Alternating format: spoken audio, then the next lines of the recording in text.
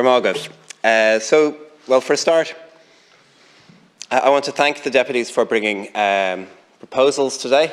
Always welcome. I'm glad to see alternative voices. And glad to hear them. I mean, it's certainly better than what we heard yesterday, which I felt was fairly much entirely negative, sort of an attack on one man over housing policy. I think that today at least we have some proposals to discuss. I want to move my amendments, if I may, as well. So I think starting with Deputy Boyd Barrett, nationalisation is an absolute must. I suppose it's the core of what this motion is about. We have a lot of involvement from the public sector in the energy market in Ireland. Provision of electricity at certain stages is a natural monopoly. And that's why we have EirGrid, which is owned by the state, and EirGrid that owns the Northern Ireland grid.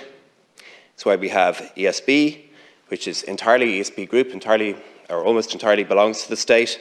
And the money that ESB makes, it can only go to two places. It can either be reinvested in the electricity system that we have, or it can be returned as a dividend to the state, to the taxpayer. It belongs to the state. We have ESB Networks, we have Electric Ireland, Bord na Móna, who I believe built the first wind farm in Ireland and is now trying to develop wind farms offshore, including in the bay outside of my constituency, and Coillte, also heavily involved in the provision of wind farms, and many, of course, belong to Electric Ireland. So we have a lot of electricity generation, distribution, transmission, and the future of renewable generation being built by state-owned entities. And at the same time, there are also some private entities involved. So Bord na Móna is going to try to build a wind farm off the coast of Dunleary and off the coast of Wicklow. And I hope that succeeds. And I'll be working through the process and seeing what's the best way it can be done. But I certainly won't be opposing it. And you won't find me at Residents' Association meetings around the county telling people who live in Playboy mansions on the hills of Dalkey and Killiney that I will protect them from the horror of being able to see a wind farm in the distance on the horizon. So, it was also mentioned by Deputy Murphy that there are excess deaths in the winter. And, one of the reasons for those excess deaths is from respiratory illness, which obviously gets worse in the winter. And 10% of Irish people on average die of respiratory illness. It's 10% of deaths. And it's a much higher rate than it is in the rest of Europe. And one of the reasons for that is air quality.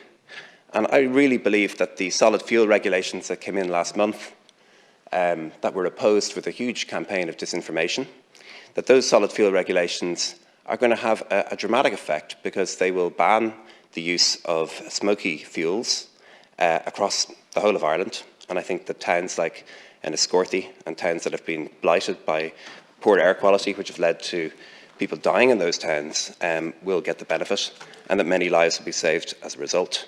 And I'm proud that those regulations went through and that they went through the right process. And I'm dismayed that they were opposed with disinformation. So I do appreciate the Deputy's concern, which of course I share, about significant increases in the price of wholesale gas. They've led to an unprecedented rise in energy prices, which have put financial strain on households and business in Ireland and across Europe. So, there has been a huge increase in the wholesale price of gas. Ireland has a dependency on gas for generation of electricity, as does much of Europe, and for heating our homes. And that dependency has led to a massive increase in the cost of electricity and gas. And that is caused by Russia invading Ukraine. And I think we have to be really, really clear about this. The constraints on the supply of gas started before the invasion. At that stage, Putin was already using the supply of energy as a tool of war. The purpose of restraining that supply is to put pressure, psychological pressure on Europe to try to carry out a hybrid war on European countries, to sow division, and to create pressure on Europe not to support Ukraine. And it's not going to work. We're going to continue to support the Ukrainian people, and we're going to continue to support Ukraine, although it is obviously causing stress across Europe, that we're going to cope with that. And I wouldn't for a second, I wouldn't be one of those people who would accuse people before profit of being in league with the Russians or supporting Putin. I think you've fairly consistently not supported Putin and not supported the tyranny of what isn't a communist state. It's really a sort of a form of state capitalism. The government is aware of the growing pressures on families and businesses, and the most immediate factor affecting electricity prices in Ireland has, of course, been the invasion of Ukraine. So in response to the rising electricity and gas prices in the EU, the European Commission has put in place a number of measures available to Member States to mitigate the impact of the energy prices on households and businesses. The Council of Energy Ministers agreed that the Council regulation on an emergency intervention to address high energy prices at their meeting on the 30th of September.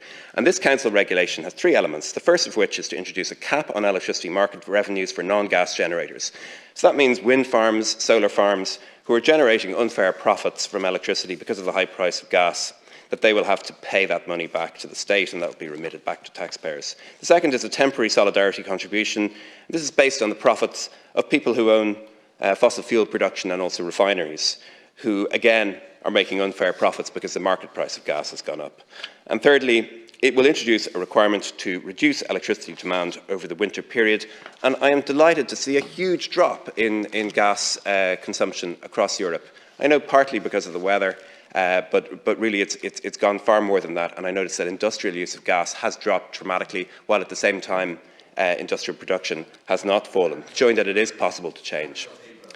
Intensive work is now underway to implement these measures by the Department of Environment, Climate and Communications, and they're working with the Department of Finance and with other departments and agencies. So in terms of the overall cost of living, it's really vital to stress that a coordinated whole-of-government response is being followed, and it is essential in tackling this issue. The Energy Poverty Action Plan, which was approved by government yesterday, sets out a range of measures already being implemented by a range of government departments and public bodies this winter, as well as key longer-term measures to ensure that those least able to afford increased energy costs are supported and protected.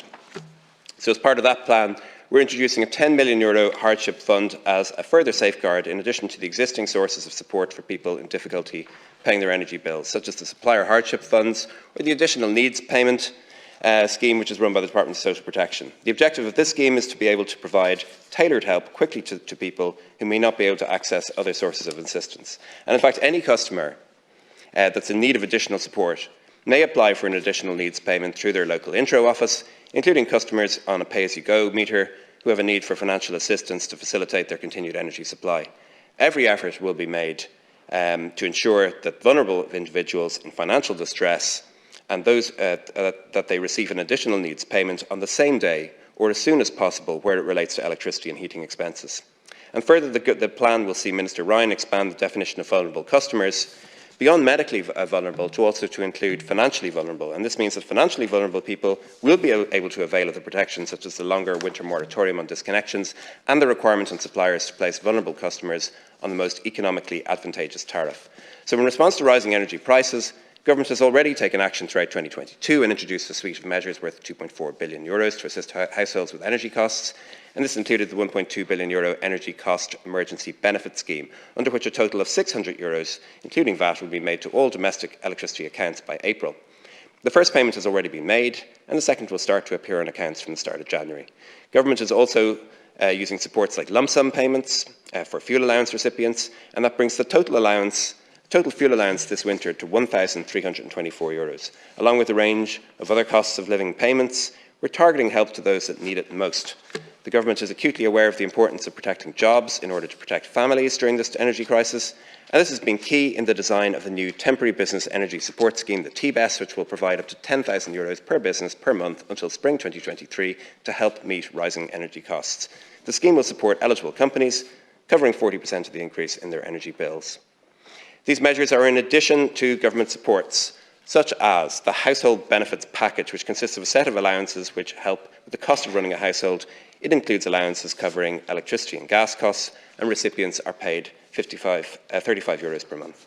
Under the Supplementary Welfare Allowance Scheme, a special heating supplement may be paid to assist people in certain circumstances. Exceptional needs payments can be made to help meet an essential one-off cost in which an applicant is unable to meet from his own resources. And the SRI has found that the one-off measures announced as part of Budget 2023 will insulate most households from rising prices this winter. Thank you, Minister. And I've circulated my speech and I'll ask for the rest of it to be read into the record. Thank you. Thank you, Minister.